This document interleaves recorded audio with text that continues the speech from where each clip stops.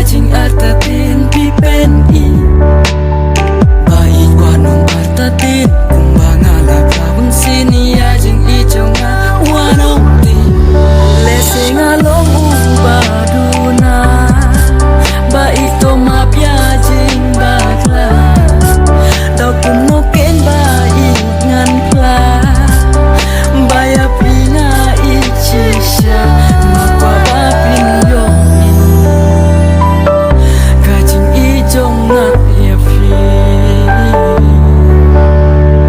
baik yang kwa bin right good yang aklem da arjing mu jing ikanam don kajing ku kunoken bangan pen i kajing ijong ya pi klem api mensim kateli